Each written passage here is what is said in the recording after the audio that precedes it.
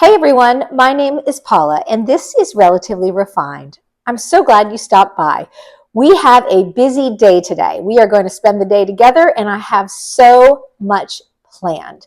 We are going to do a craft project, some baking, I have a mini thrift haul, and then I want to share with you some of the items that will be dropping in our autumn shop drop, which is happening tomorrow. Stay tuned, let's get to it.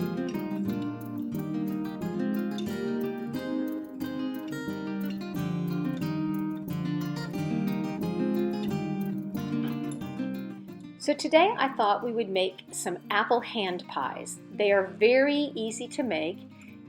They don't take a lot of ingredients, just brown sugar, white sugar, some flour, cinnamon, a little bit of salt, butter, and of course apples. So the first thing you want to do is get started by peeling all of your apples. I had a bunch of Granny Smith apples to use up, so I used those, but my preference if I were living in Vermont would be to use a Macintosh apple, which is my absolute favorite apple.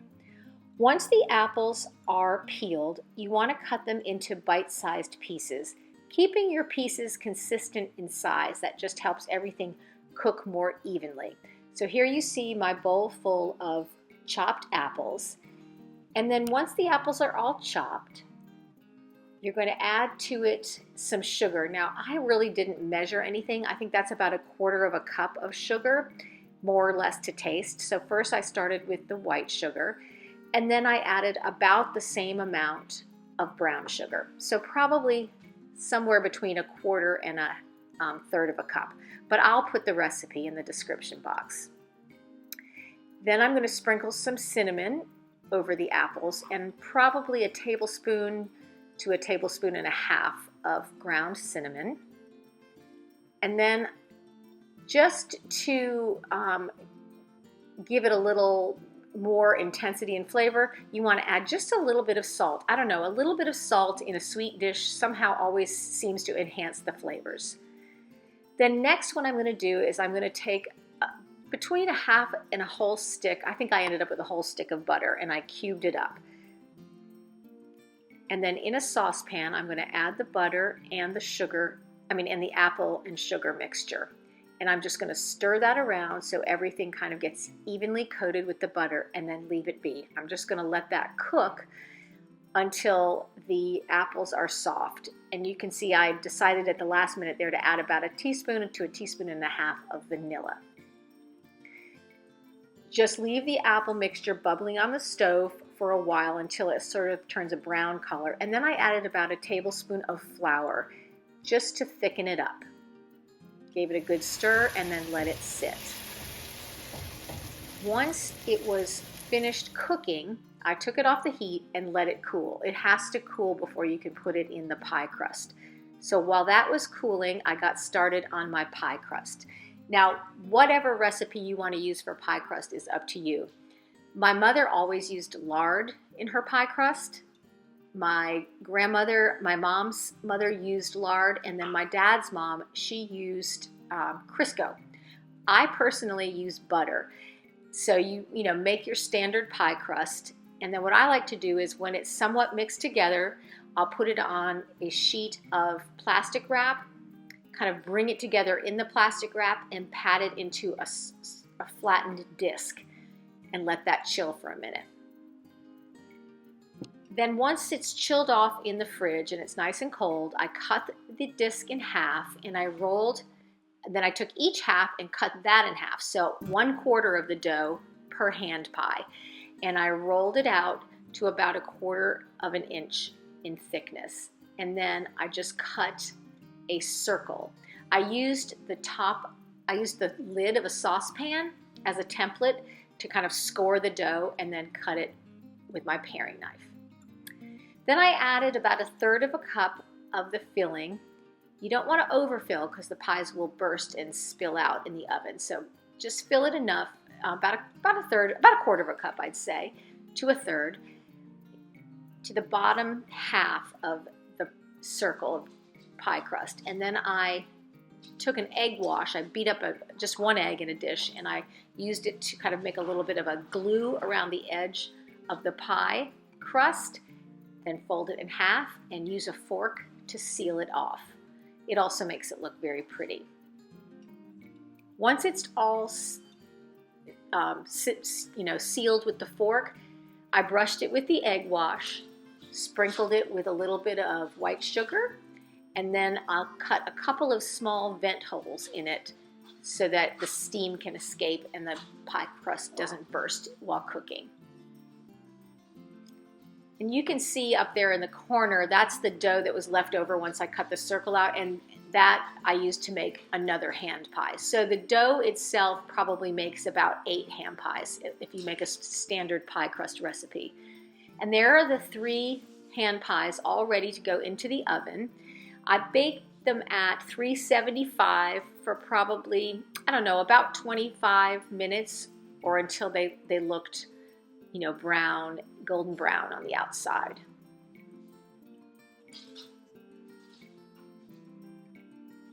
And there they are. They look amazing. And I had a little bit of dough left over, so I made a teeny tiny sample pie so that I could taste it when it came out before I served up the big hand pies. But they turned out so well. They were delicious. Everybody really enjoyed it. And I had some filling and pie crust dough left over, so I'll make another batch once these are gone. Okay, what I'm going to do right now is share with you a little kind of craft project. It's really something that anyone can do. It's very easy, and I think it will be something fun and I can give as a gift. So I bought, I think, 16 of these 12 by 12, 100% cotton napkins off of Amazon. And I will link what I bought in the description box. So I got 16 of these. They're 12 by 12, 16 of them. I think it was somewhere around $16. That's Hazel's toy. So not expensive at all. And then I bought them because I was at the thrift store a while back and I saw a whole box full of rubber stamps, and they were all 50 cents each. And I was talking to my sister Patty on the phone, and she said, "Paula, that is a great deal for rubber stamps." Hazel, come here, Hazel. You should pick some out. So I picked out a couple of them. I picked out 3 different ones. So it was $1.50. And I thought what I would do is I would use these rubber stamps to stamp on these napkins to make some individual or personalized gifts. So the 2 stamps that I bought 3. The 3 that I bought, hang on, she's whining at the door. I will be right back. I'm going to go let her out, and I will be right back and show you the stamps that I bought. Okay, I'm back, and hopefully she's happy. She's outside. So I bought 3 stamps. One that I bought was this little bee skep, which I think is so adorable. And this has the price tag on it right now from where it was originally purchased, and it was $7.99. So I paid 50 cents for it. This one does not have the price tag on it, but I paid 50 cents, and it is this adorable little lamb. How cute would that be in spring? And then the bee skep I thought was perfect for summer. And then this is a really pretty leaf, and this is the one I'm going to use today. This is a fall leaf. So I'm going to go back. I'll keep checking back because I want to find a Christmas stamp. They did not have any Christmas stamps at the thrift store when I was there. So I'm going to keep going back to check because they do get a lot of craft supplies in at this particular thrift store. So what I'm going to do is I went out and I got the ink, because what I'm going to do is I'm going to stamp these napkins, just a very simple 1 stamp on them. So today I'm going to stamp with the leaf pattern. I looked up online and it said that this archival ink is good to use stamping fabric.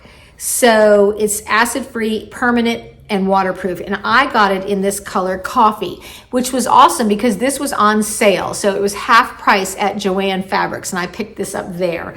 So what I'm going to do is I'm going to switch the camera around so that you can see what I am doing. So just give me a minute to get me set up with in a way that you can see what I'm doing, and we'll get started. Okay, so hopefully you can see that. The lighting is not great right now. So I have my napkin. I did wash these napkins, dry them, and then press them out a little bit. I just thought, I was talking to my sister again, and she said, you remember how Grandma Bunny always, before she sewed or did anything, she always washed and dried her fabrics. So that's what I did. So I'm going to take the ink and my leaf stamp right here, and I'm going to ink up the stamp and get some good ink on it. Oh, and there's the price tag on this one. This was $7.50. Gee, stamps are pricey, but I paid 50 cents for it. So then I'm just going to go ahead and place it on there and just hold it on. And it came out so cute. How adorable is that? So what I'm going to do is I'm just going to stamp 4 napkins with this beautiful little leaf pattern. There's one. Let me stamp the next one. And I will give these, I'll give a set to my mom and a set to each of my sisters. And I will keep a set. So I'm going to go ahead and stamp that. So cute. It's upside down, but how absolutely adorable is that? This could not be easier. Now, what I'm going to do is I'm going to let these stamps dry, and I am going to then press them. And that's what they said to do. They said to go ahead and let them dry completely, and then press them with an iron on the hottest setting. Like put a towel over top of it and then run your iron over it, and that will help seal in the ink so that it becomes, washable. All right, let me do a couple more here while we're doing this. This is such a fun project, and as I said, the ink was half price, the napkins were probably no more than $1 each, and the stamps were 50 cents a piece, so you really can't beat that. And I'll press that down there and take it up, and I think they are so adorable. And I will send these out to my sister and my 2 sisters and my mom so that they can have them for the fall time. These would be very cute on a Thanksgiving table. And I can see that sheep in spring. Very cute for spring. So, let me turn you up here so I can see you again. There we go. So that is a really fun project that's very simple to do. And like I said, I will link all of the products that I used in the description box. I will link the napkins. They are flour sack napkins, 100% cotton.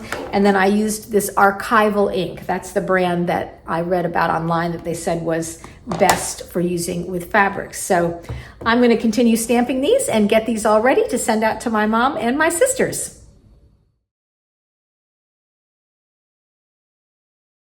Okay, well, I have several things spread out on my table here, as per usual, that I want to share with you. But first, let me share those items that I just thrifted recently for myself before we get into some of the things that will be dropping tomorrow in our autumn shop drop. So my daughter had to take the SAT this morning, and I was taking her to this SAT, and after I dropped her off on my way back home, I saw a sign that said garage sale. So of course, I had to stop, and I'm certainly glad that I did.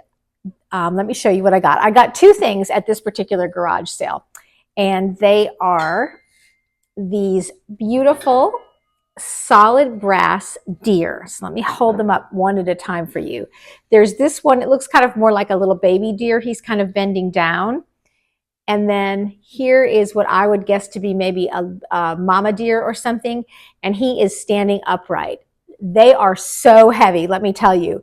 And I paid $8 for the pair of them. And I absolutely love them. So that was my score for today. And then yesterday, on my way home, I stopped at Goodwill, the Goodwill that's right near my school, and I only found one thing, and it is this really cool chalkware swan. How amazing is this? I think it probably originally would have had something where you could hang it on the wall, and I bet it came as a pair. It does have a few little chips right here, but that doesn't bother me, and they can easily be touched up. So it was, let's see, Miller Studios, 1960, I don't know what, because the chip is right there where it would have said something. So it's 1960 something. Anyway, I absolutely love this. I think I'm going to keep this. I have not completely decided yet, but if I don't, it will be dropping in the shop tomorrow. So tune in and check it out. But I loved this chalkware swan.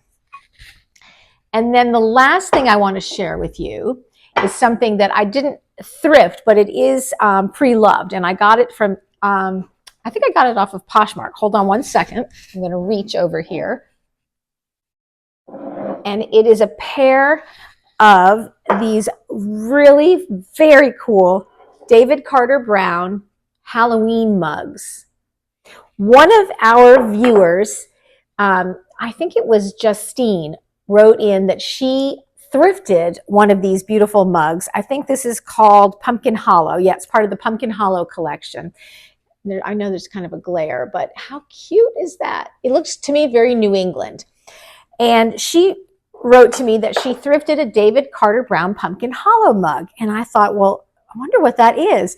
And so I Googled it, and I was absolutely enchanted by those mugs. He makes a whole range of little plates and mugs and different things. But my absolute favorite were these pumpkin mugs, Pumpkin Hollow mugs with the little house and then the jack-o'-lanterns in the front yard. I absolutely love them. So I got these. They were $15 for the pair on Etsy. All right. So I think that's it for things that I've thrifted recently that I'm going to keep.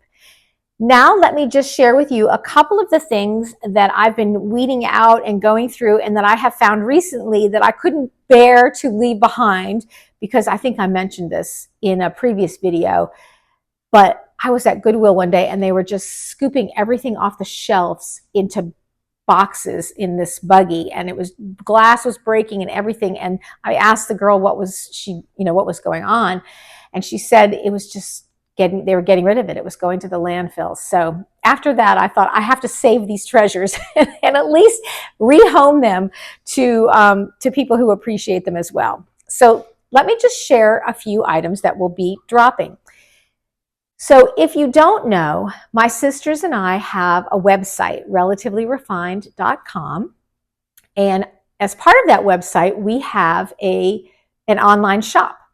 And in this online shop, we put things that we have found or that we are kind of trading out because we found something to replace them in our own homes, or things that we just have saved from the landfill and want to rehome to somebody who will treasure them. So each month or so, we have a drop, I guess you call it, in quotes. And that is when the newest merchandise appears on the website. So on September 1st, which will be tomorrow when you're seeing this video, we are having the Autumn Cottage vintage item drop on the shop drop, I guess. I don't know, it sounds weird to me. But anyway, that's when the new items will be appearing in the shop. And so let me just share with you a smattering of things that will be on the shop. And we would love it if you would take a look over there. And if you find something, we've really tried to price things very reasonably. There's a flat rate of $6.99 for shipping. You can message us through the website if you want to make a bundle deal. We're open to that. So, just reach out, send us an email, and, we're certainly willing to bundle things and give you a good deal, because we just really want these things to go to a good home. All right, enough yammering on. Okay, so one of the things that will be appearing in the drop tomorrow is this beautiful kind of very groovy Flower Power-esque enamel little jug or pitcher. Obviously, it is not food safe. You know, you wouldn't want to put anything that you are going to consume. It does have some rust and some, you know, wear. But isn't this adorable? Absolutely adorable. So this is one of the items that will be in the shop tomorrow. Also in the shop tomorrow will be this little miniature tea set. Now, I found one of these a while back and I shared it in a video. This one is so cute. It is just, I don't know if they're blackberries or grapes, but you can see it's got the little tiny teacups with a saucer. It has a miniature teapot. It's got the sugar bowl right here and the creamer. How cute. And it comes on this little plate. It's so cute. So this will be available in the shop because I already have one and I definitely don't need 2 miniature tea sets. Okay. I found this really pretty stoneware mug. I don't know if I shared this already. I can't remember, but isn't that beautiful? I love the autumn colors. But I have a mug problem, a glassware problem in general. So honestly, I don't need another mug. And so I think I'm going to let this one go to the shop. Then I found these 3, I'll show you one. They are these little miniature, they look like tiny bean pots to me without a lid, but they are vintage Heinz 57. And there you can see the 57 on the bottom. They are vintage stoneware mustard pots, I guess. They might have been a promotional thing for Heinz 57. I think they are so cute. They look like just little teeny bean pots, and the coloring is perfect for fall. So there is a set of 3 of them, and those will be in the shop tomorrow. Also in the shop tomorrow is this really cute brown drip little miniature creamer. Isn't that cute? You know how I feel about my teaware, so I don't know. I think this is going in the shop. Please don't hold me to it. You'll have to go online and check it out because I'm looking at this and I'm thinking that is so stinking cute. So anyway, that may or may not appear in the shop tomorrow. And then I found these vintage wooden salt and pepper shakers in their original box. I don't think they've ever been used, and they have little copper accents where it says salt and pepper. Let me see if I can I'll take one of them out so you can see it. And there it is. This is the pepper. How cute is that? In perfect condition. All right, hold on, girls. The dogs are over there, of course, wanting to go out. Come here, girls. I'll be right there. So those will be in the shop tomorrow, those salt and pepper shakers. They're wooden with copper accents. Really cute. Also going to be in the shop tomorrow is this vintage Pyrex pattern. I think a Pyrex platter, excuse me. This is Pyrex by Corningware. I think the pattern is called Tiburon. It reminds me a little bit of the butterfly gold, but it's not exactly the butterfly gold. This has little flowers on it. I love the size, and it's very sturdy. It's almost like something you would have found in a diner kind of thing. I love it. But there's just one of them, so that will be in the shop tomorrow. Also in the shop tomorrow, let me reach over very gently and grab this, is this gorgeous wall pocket. It's an Ars Italica, hand-painted in Italy, ceramic wall pocket. Look at the colors in this. And it does have the little hole in the back where you could hang it on a wall, and then you could put some flowers or something in it. How pretty is that? I absolutely love these colors. They're gorgeous autumn colors. So this will be one of the items in the shop. And this is not everything I think that we'll have listed, but this is, like I said, just a smattering of things. Also in the shop tomorrow will be this kind of accordion style wooden wine rack. Very handy. And then it folds up flat like that for storage. Let's see, what else do I want to show you? Oh, let me see. This next item has three pieces to it. So let me get them. First, I'll hold the two pieces up. It is this vintage made in Japan oil and vinegar jug set, and it comes with a little underplate. So let me show you the underplate. Hold on, Phoebe, I'll be right there. And here is the underplate. Aren't these just so cute? And the tops have like a little cork top that comes out. And then the bottom has the Made in Japan sticker. Very, very cute. So they would sit on top of that plate, something like this. I thought they were so cute. All right, I'm going to let the dogs out. I'll be right back. Okay, I am back, and the dogs are outside, so they'll probably scratch to come in at some point, but anyway, they're happy for now. All right. Another thing that I found, and I actually have two of these, so I'm ready to let one go, is this, it's called a butter bell. And this is to keep your butter soft and fresh. And the idea is that you fill this top with butter, and then you fill this with cool water, fresh water, and you put this upside down in there like that, and it keeps the butter fresh. The water keeps it fresh, keeps, I guess, air from getting to it. And you change the water out each day, but your butter is at room temperature. So it's called a butter bell. Now, I always keep my butter out on the counter. My mother did it. My grandmothers both did it. So I keep it out just on a butter dish, not in a butter bell. So, but some people prefer to use this. And this is, I think it's kind of like a French invention. But anyway, this one is very, very cute. With it's sort of a cream color stoneware with a blue stripe. I think it's pretty just as decor, but that is what it's used for. And then the next thing that I found that was in that on that shelf, that was where the girl was taking everything to the landfill, was this little terracotta dish. I feel like this could be perfect for salt or pepper when you're cooking, or maybe some herbs, or a trinket dish, or maybe even a succulent. I'm sure you can hear the dogs barking now that they're outside. Phoebe. Always, every time I sit down to do something, they bark, but y'all are used to that. So anyway, let's moving on. Anyway, there's this cute little terracotta dish.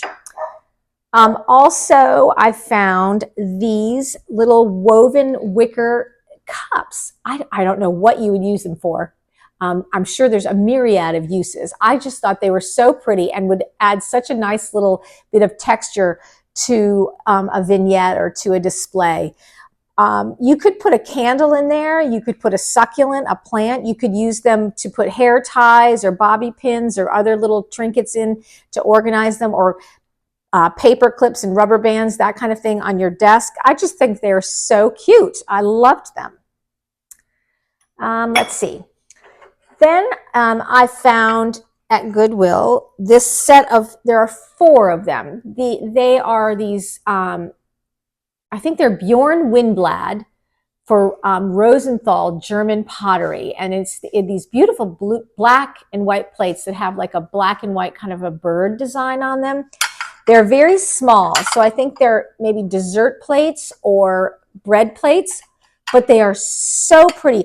The black and white design to me was very striking. That's what I noticed. And I think that would be so cool on a Halloween table. Wouldn't that be awesome? Or just in any setting really, but particularly at Halloween with maybe an orange pumpkin on top of it. How pretty would that be? And there are just a couple of other things I wanted to share with you. I also found at that Goodwill where they were clearing out this set of 3 plates. Now, you know I don't need any dishes whatsoever, but I couldn't leave these behind. And I wish there were 4, but there are only 3. And they are these Corelle plates, but the pattern are these 4 Currier and Ives prints, like I think it's called the Old Homestead. Like this is the Old Homestead in winter, the Old Homestead in fall, and then, oh yikes, that was loud, sorry. And then I think this one is spring or summer. But they are large dinner plates, and they are in perfect condition. I mean, there's no wear on the pictures or anything. They've not been, run through a dishwasher to have those pretty patterns removed. But I have a set of trays, metal trays that have the 4 seasons. So I'm keeping my eye out for the 4th plate, which will either be summer or spring. I'm not sure which one is missing. And if I find it, I will add it to the shop. But I'll keep checking back that Goodwill, because sometimes they put things out not always together. You know, they get separated. But anyway, they're these set of 3 vintage Corel, Currier, and Ives plates. Also in the plate department, and I did find a set of 4 of these, and I think I'm going to put them in the shop. I'm not sure. Actually, I think I'm going to keep these for myself. So I'm going to go ahead and show them to you, because I'm pretty sure I'm going to keep these for myself or for my sister. And they are these 4, they're Christmas plates. They're Johnson Brothers Victorian Christmas. Aren't they so pretty?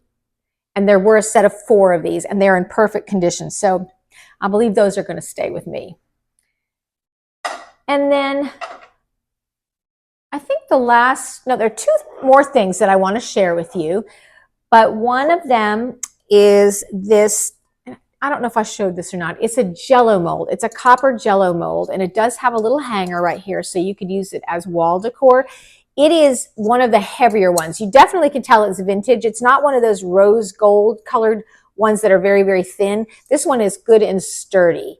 And so I think of copper as very much of a fall metal. In fact, in my 10 items or 10 categories of items to thrift for fall decor, I included warm-toned metals, and copper is one of those. And I will link that video up above. I think it's this side or that side. Somewhere. I'll link it, and in the description box. And then finally, I did share one of these in a previous haul, I think, but I found another one. So I'm ready to give one up, and it is this beautiful little garlic baker. Actually, I did have 2 of them, and I gave one of them to a friend of mine, and I personally will never eat baked garlic because I'm not a huge garlic fan. And I hope I'm not offending anybody, because I know people love garlic. But apparently when you bake it, it does have a much more mellow taste. But I don't like anything that's too overwhelmingly garlic. I don't know how I'm my mother's child, because she loves garlic. The more the better, but not me. Anyway, it's this beautiful little terracotta garlic baker. And you cut your clove of garlic in half, and you put it in here and bake it in the oven, and it makes like a garlic paste that you can then spread on, a baguette or something, some French bread. There's the dog again. And this time it's not Hazel barking, that's Phoebe. So there you have a smattering or a sampling of things that will be dropping in the shop tomorrow. So I hope, just drop by and check us out. Subscribe to our website, because we do have a blog there, and we put out blog posts typically every other week. We try to kind of line them up with our videos. So if there are tips or tricks or things that you want to remember, like a recipe from a video, we include it in the blog. Last week, my sister Patty did a video, and she had a caprese tomato salad, and that recipe is now on the blog. So if you head over to the blog, there's a free printable, you can download the recipe. You can also download my 10 categories of things to thrift for at the thrift store for autumn decor, as well as Patty's 5 tips for thrifting success. Whew, that was a lot. We had a busy day today. I want to thank you for joining me and spending some time with us, or with me today. I know that you have a lot of choices on YouTube, and my sisters and I definitely appreciate the fact that you spend time with us. We love our subscribers. Y'all are so knowledgeable. We learn so much from people. I would never have heard of the David Sikora brown mugs if it were not for Justine. I absolutely love these. Every time someone writes a comment, we learn something, and we just enjoy interacting with you in the comments. So always be sure to leave us a comment. We do our very best to respond to everybody in as timely a way as we can. And if you enjoyed this video, go ahead and give us a thumbs up. We are so close to meeting our goal of 5,000 subscribers. We are so excited. We will be having a 5,000 subscriber giveaway. So help us get there and subscribe if you haven't already. And if you have subscribed, give us a thumbs up and share this video with anybody you think might enjoy this content. All right, everyone, that is it. Stay tuned for our Relatively Refined segment, and I'll see you in the next video. Bye-bye. Welcome to Relatively Refined, where we share our viewers' thrifted treasures. Today's treasures come from our viewer, Arlene. Arlene wrote to me that she had found a gorgeous hoodie from London, England at her thrift store, and it was half price to boot, making it maybe $3 or $3.99, something like that. Very affordable. It is absolutely awesome, and she is an avid Anglophile, so it was perfect. The other thing that Arlene finds at thrift stores are these gorgeous frames. But what I think is even more incredible is what this frame contains, and that is a counted cross stitch made by Arlene herself. Isn't that incredible? She's an avid cross stitcher, and she said that she knows that her children may not be interested in keeping all of her cross stitch pieces after she's gone, so she feels she's a better steward of her money if she frames them herself. Well, Arlene, they are stunning. So if you want to put me in your will, I love these cross stitch pieces and would happily take them home with me. They are absolutely incredible, as are the frames and the beautiful London, England hoodie. Thank you so much, Arlene, for sharing. If you would like us to feature one of your thrifted treasures in a video, send us an email to the address on the screen with a picture and a brief description, and we will be happy to include it in an upcoming video. All right, everyone, thanks for joining me today. Take care, and I'll see you in the next video. Bye-bye.